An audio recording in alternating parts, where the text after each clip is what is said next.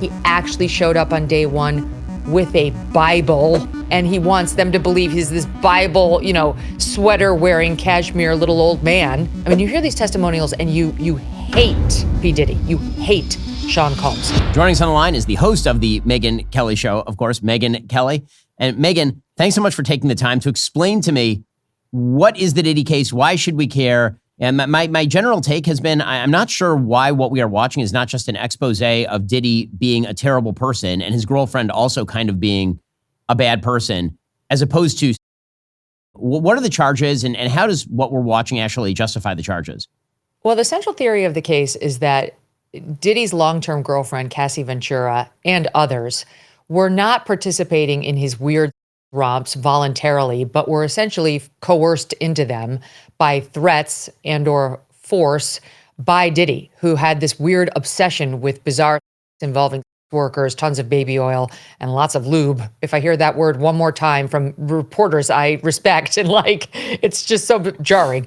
In any event, that I used to think that this revolved solely around the workers who they definitely have proven he used regularly. But I was corrected on that by a source close to the case, that the theory is that the girlfriends themselves were being, because while they may or may not have been voluntarily participating in some of these so-called freak-offs, in many of them, they were doing it just because they were being threatened by Combs, either threatened with a beating or threatened with the exposure of tape that he had made of them while they'd been doing earlier freak-offs.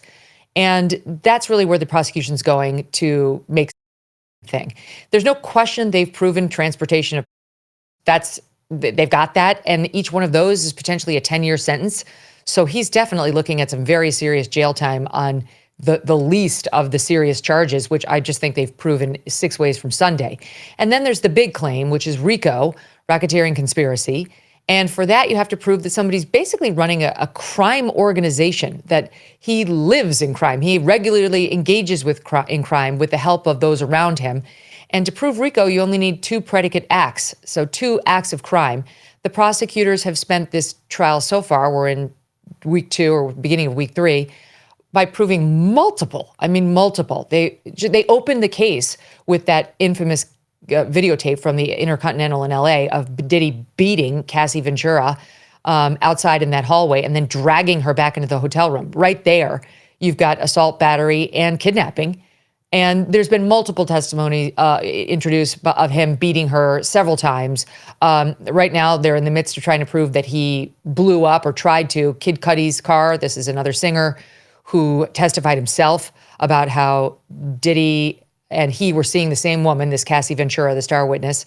He didn't realize that she was still with Diddy, but when Diddy found out, he went over to his assistant's, Diddy's assistant's house. She just left the witness stand, saying, her name is Capricorn Clark. She said, he came, he was brandishing a gun. He said, get dressed, get in the car, we're gonna go kill that N-word, as a reference to Kid Cudi, that she did get in the car with him. There was a security guard too. They went to Kid Cudi's house. He wasn't at home, but that Diddy broke in. We had testimony earlier from Kid Cudi saying, hey, my house was broken into on that day, and my Christmas gifts, this was right before Christmas, had been opened up. My security cameras had been moved, and my dog was locked in a room. And I saw a black Escalade that I thought was Diddy's there at some point that day. And we just had testimony from LA authorities saying they traced that black Escalade back to Bad Boys Records, which is Diddy's company. Then later, Kid Cudi said his Porsche got blown up. Somebody cut a huge hole in the top of it and threw a Molotov cocktail in there. And today we've seen an LA fire department guy testifying to what kind of Molotov cocktail it was, exactly what kind. It was a malt liquor bottle. I mean, you can't make it up. It's just like the details that have come out. Let me get it exactly. What kind of bottle was used? Jimenez, Old English 800 malt liquor. And the wick, a designer type of scarf, silky. In my opinion, this was targeted. So that's just one of the predicate acts they're trying to show Diddy committed. They're not charging these as separate crimes. It's just individual acts of alleged criminality as part of the overall racketeering conspiracy. So what exactly is his defense? Just that he's a jerk and everybody knows he's a jerk and he does terrible things, but everybody sort of consented to the terrible things? Is that essentially the essence of his defense? Yeah, I mean, he hasn't really responded so well on the Kid Cudi allegations other than you can't prove it. They elicited testimony from Kid Cudi that when he eventually confronted Diddy, Diddy denied doing it. Did he do it? Diddy did not do it, Diddy says. And so that's going to be his defense there. But it's just devastating for the defense that the prosecution opened with that videotape because we all saw it. And Diddy does not deny that is him on that tape beating Cassie Ventura. And it's gone in undisputed that was in the middle of a freak off, one of these so-called romps that lasted days. And whether she consented at the beginning or didn't, she clearly was not consenting to stay there any longer. And anyone with eyes can see that on the tape. And he physically beat her, I mean, openly in the hallway of the Intercontinental. Imagine what he's capable of behind closed doors, and dragged her back into the room. That's great evidence for the prosecution's case that she was not there by consent, that there was a freak-off going on inside, and they've had staff reports that support Cassie's testimony that it was a freak-off happening at that moment. People who had to clean up the room after the fact confirmed her report. So, I mean, that right there lends so much credibility to her report that while, yeah, sometimes I wanted to do it, I didn't always want to do it. The defense is introducing evidence like emails from her saying, I love the freak-offs. I can't wait to do a freak-off now and look forward to our next freak-off. And evidence that she paid the workers for the freak-offs and invited the workers. She called some service called Cowboys for, what was the word? It was like, I can't remember. Cowboys for Cuties or something like that. These are services that are out there, Ben Shapiro. And I'm innocent. I feel like a child here. They'll show up. They'll show up at your house and they'll for you or work for you. And so she was the one running herd on all of that. Diddy didn't have the direct interaction with them, but he would sit there and watch these romps. So the defense is trying to show she was a willing participant. They also elicited testimony from her that one of the reasons she didn't leave, because the relationship went from, I think, 2003 to 18. It was 15 years, was she enjoyed the lifestyle. She loved the cars and she loved the boats and she loved the Diddy lifestyle. And they're trying to style her as like a money grubbing, glommer who was totally fine with all these romps. She wasn't by anybody. And she's only got like regrets after the fact now because things blew up. And they're also painting her as just a jealous woman the main source of their arguments wasn't or these freak-offs. It was her jealousy over a woman named Gina who was supposed to testify as victim number 3, but has absconded.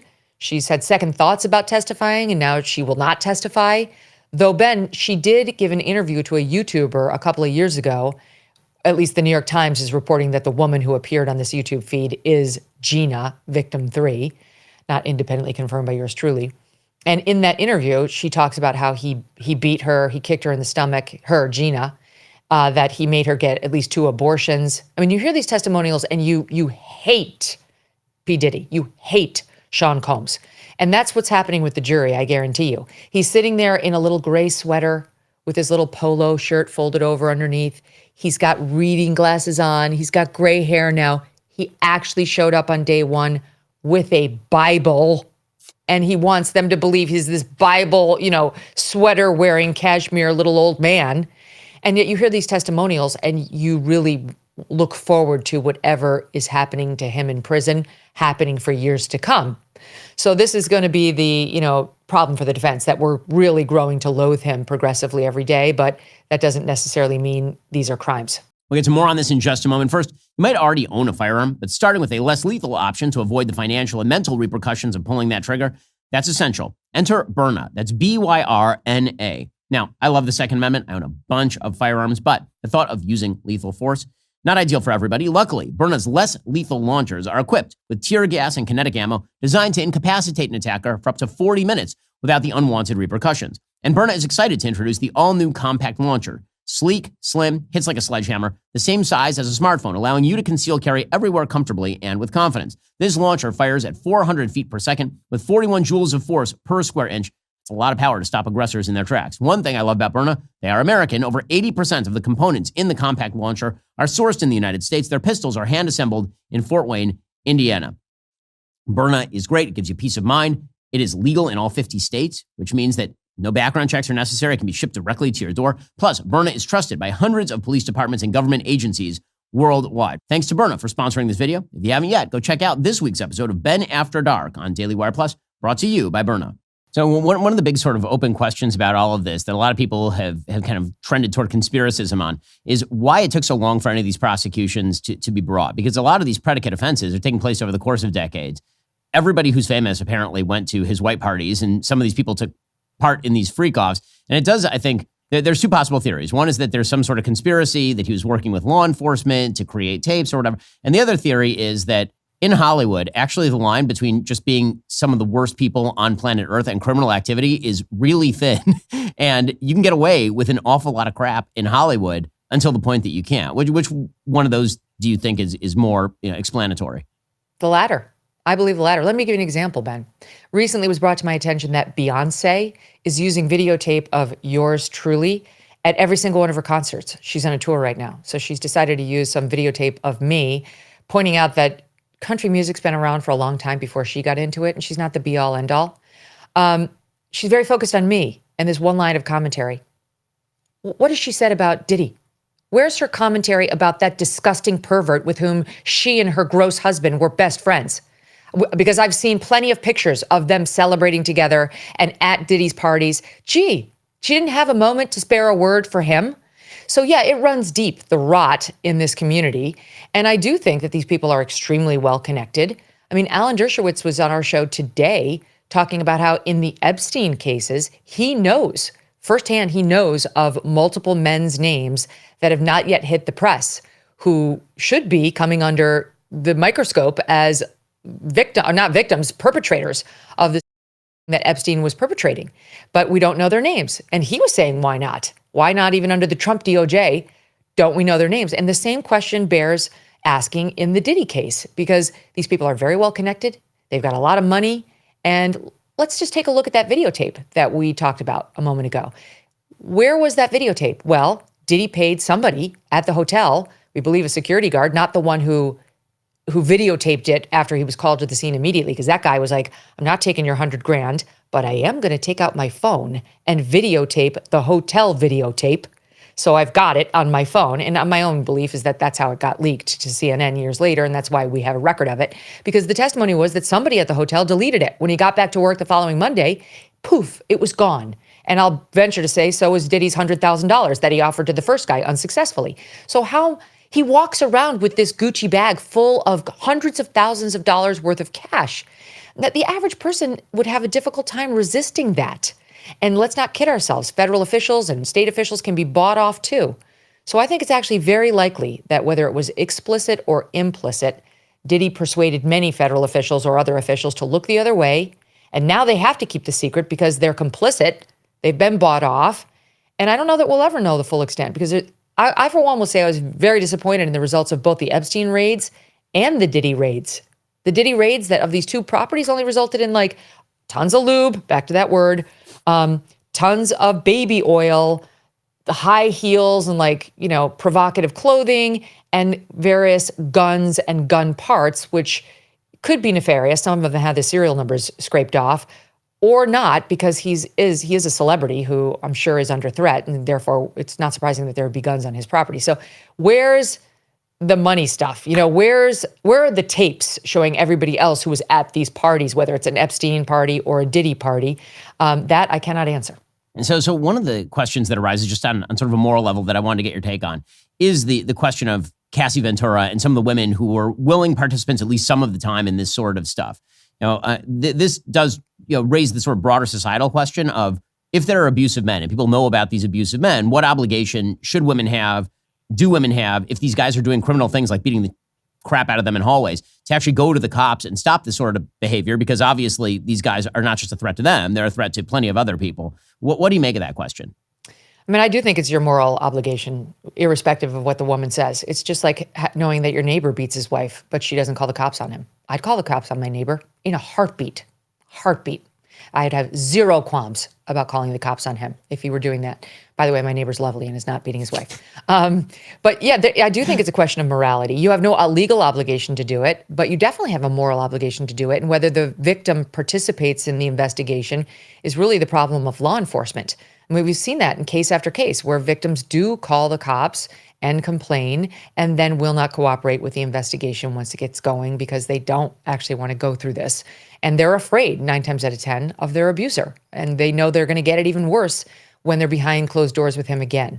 Now, in the case of Cassandra Ventura, I have to say I have a lot of empathy for that woman. She was not like an Amber Heard. She was very sweet on the stand. I mean, she was almost 9 months pregnant. She was about to give birth. And she just seemed like a meek, weak, sad person. She's been suffering from suicidal ideations long past breaking up with Diddy. I mean, he met her when she was 19 years old and he was 17 or 18 years older than she was. He was Diddy. He was huge in the music industry. She was an ingenue, hoping to make it as a singer. He could give her everything. She had nothing. He made her over. He made her a star. He controlled everything about her life when she was very young. And there's been testimony they really did fall in love. She was absolutely stunning to look at. I mean, one of the most gorgeous people you've ever set eyes upon. And she trusted him. She loved him and she trusted him. And he started to exploit her slowly with these weird romps that were sold to her as like, oh, this is how you'll show me that you love me. Oh, I know it's weird, but I really love it. Will you please do it for me? I mean, there are a lot of women who have been sucked in by that kind of messaging by someone more powerful and older. He had her call him Pop-Pop because she had a grandpa she loved and she called him Pop-Pop like I did. And he exploited the name she had for her grandpa and called her baby girl and had her call him Pop-Pop, which is just one of the weird pieces of the dynamic between the two of them. So I easily could understand how this young girl got pulled into his web. And then it's very, very difficult. Much as we'd love to say as women, on the first blow, I'd be out. It wouldn't take more than one backhand for me to run from him to the cops.